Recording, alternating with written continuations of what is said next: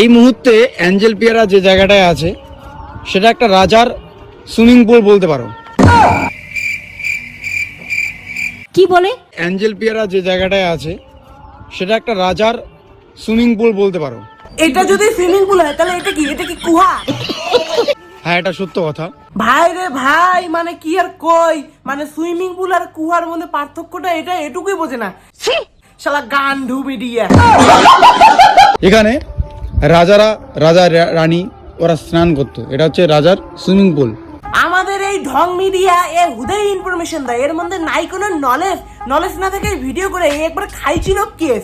পুরোহিত বাবু পুলিশকে এবং বিভিন্ন নিউজ রিপোর্টারদের বলছে যে আমরা নাকি হামলা করে শুটিং করেছি। ভুটান টুর দেখাবো আজকে, একদম সাসপেন্স থ্রিলার।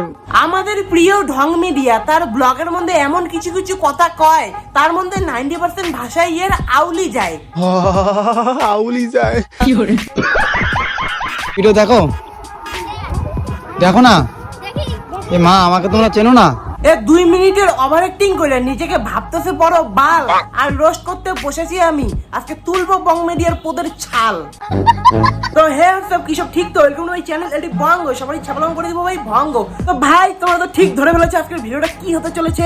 তো বেশি কথা না বলে চলো আজকের ভিডিওটা শুরু করা যাক। তো তার আগে তোমরা ভিডিওটা প্লিজ স্কিপ করবে না, ভিডিওটার মধ্যে একটু ভালোবাসা দেখাও। पहली गल के किसी ना मेल जोड़ नहीं मेरा बड़े कारण डूंगिया ताही टकिया। এটা হচ্ছে রাজার সুইমিং পুল। আমাদের প্রিয় ঢং মিডিয়া দাদা, ওটা যদি সুইমিং পুল হয় তাহলে এটা কি? এটা কি কুয়া? না মানে আমরা এতদিন যেটা জানতাম সেটা কি তাহলে ভুল? আর তুমি নতুন করে এখন বলতেছো কুয়াটাকে সুইমিং পুল। এখানে রাজা রানী ওরা স্নান করতো। মানে দাদার কথা হিসেবে রাজা রানীরা আগে ওই সুইমিং পুলটার মধ্যে, সরি সুইমিং পুল তো না, ওটা হলো কুয়া, ওই কুয়ার মধ্যে গিয়ে আগে রাজা রানীরা স্নান করতো। এটা হচ্ছে রাজার সুইমিং পুল, কুয়া বলতে পারো। দাদা তুমি আগে ঠিক করে নাও তো, ওইটা সুইমিং পুল না কুয়া? हाँ ये कर लो पहले। রাজার বাড়ি, সব বাস্তব ঘটনা, আপনি গুগল ইন্টারনেট সবখানে সার্চ করতে পারেন। একদম সাসপেন্স থ্রিলার। ইয়ে, আমাদের ঢং মিডিয়া দাদার উচ্চারণ করতে একদম পুরো ফাক হয়ে যায়। এটার কাহিনীও আমি বলি। হ্যাঁ বলো বলো। কান্তেশ্বর রাজার যখন রাজবাড়ি ছিল, ওনার রাজ শাসন চলছিল, সেই মুহূর্তে অন্য রাজা ওনাকে নোটিশ পাঠায় যে আক্রমণ করবে, ওনার সঙ্গে যুদ্ধ করবে। সেই ক্ষেত্রে উনি বিশ্বকর্মা ঠাকুরের ভক্ত হওয়ার কারণে, কি বিশ্বকর্মা ঠাকুর, আরে ভাই বলেন কি, মানে ভাই তো না, সরি দাদা, ওটা বিশ্বকর্মা না, মানে বিশ্বকর্মা, ওটা বিশ্বকর্মা না ছাগল, এটা হলো বিশ্বকর্মা। মানে কি কয়, একটা ভগবানের নামও উচ্চারণ করতে মানে এরকম পুরো ফাক হয়ে দিতেছি। রাজবাড়িটাকে ঢেকে দিয়েছে এবং রাজবাড়িটা মাটির নিচে চলে যায়। এই কুয়োগুলো ছিল ছাদের উপরে, এই কুয়োগুলো দেখতে পাচ্ছেন রাজবাড়ির ছাদের উপরে ছিল। কি কুয়াগুলো ছাদের উপরে? মানে কুয়া মানুষের ছাদের উপরে, মানে একটা রাজবাড়ির একটা ছাদের উপরে কুয়া তৈরি? মানে কেমন আবালের মতো কথা কইতেছেন ভাই? কুয়া বলে মানুষের ছাদের উপরে হয়? মানে একটা তোমরা ধারণা করে দেখো তো, কুয়া কি মানুষের ছাদের উপরে, মানে এটা কি থাকা মানে সম্ভব নাকি? সাধারণত ভাবে কুয়া থেকে মাটির উপরে, মানে ছাদের উপরে তো না, ছাদের উপরে কুয়া থেকে জীবনও সম্ভব না। মাটির উপরে সাধারণত ভাবে কুয়া থাকে। আর এ কি বলতেছে ছাদে, মানে রাজবাড়ির ছাদের উপরে ছিল কুয়া। এই কুয়োগুলো দেখতে পাচ্ছেন রাজবাড়ির ছাদের উপরে ছিল, তাই মাটির উপরে অস্তিত্ব থেকে গেল শুধু কুয়োগুলোর। দাদা এই কথাটা আমি একবারও শুনিনি যে রাজবাড়ির ছাদের উপরে কুয়াটা ছিল। আমারও বাড়ির দিনেটাই তো, তা আমিও একটু হালকা পাতলা একটু ইনফরমেশন জানি, মানে যেটা একটু তোমাদের সঙ্গে শেয়ার করতেছি, একটু শোনো। ওই কুয়াটা যেন কিরকম তৈরি হয়েছে, মানে ওই রাজপাটের কুয়াটা, তো ওই কুয়াটা মানে তৈরি হওয়ার পিছনে একটাই কারণ ছিল যে ওইটাকে মানে রাজবাড়ি, সবাই যে বলে রাজবাড়ি, কিন্তু ওটা রাজবাড়ি কি রাজবাড়ি না এখনো সেটা প্রমাণ হয়নি। তো সেই প্রমাণটা করার জন্য মানে ওই মাটির ঢিবিটার মধ্যে খোদাই করেছিল, মানে দুটো কিন্তু কুয়া আছে, মানে খোদাই করেছিল, সেই খোদাইয়ের মাধ্যমে কুয়াটা মানে আর কি তৈরি হয়েছে।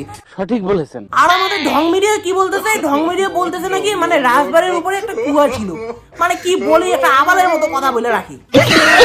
আমাদের পায়ের নিচে একটা রাজবাড়ি আছে। তোমার পায়ের নিচে একটা রাজবাড়ি আছে, এটার প্রমাণ দিতে পারবা? তোমার দম আছে তো প্রমাণ দেওয়ার? তুমি যে বলতেছো ওটা রাজবাড়ি, কি ওটা রাজবাড়ি কি রাজবাড়ি ছিল না সেটা এখনো মানে ভালোভাবে এখনো প্রমাণ হয়নি। আর তুমি হাঁকাও বলতেছো ওটা একটা মানে রাজবাড়ি ছিল, মানে তোমার পায়ের নিচে একটা রাজবাড়ি ছিল। তো তোমাদেরকে এই বিষয়টা আমি একটু ক্লিয়ার করে দিচ্ছি।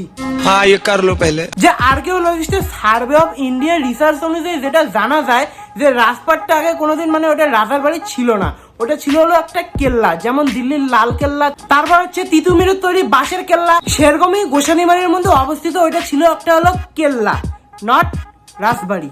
সঠিক বলেছেন। কি দাদা এখন কি কিছু বলবা? আজকে আমি এখানে একজন বয়স্ক লোককে জিজ্ঞাসাও করবো এখানকার সাসপেন্স থ্রিলার ব্যাপারটা। চলো।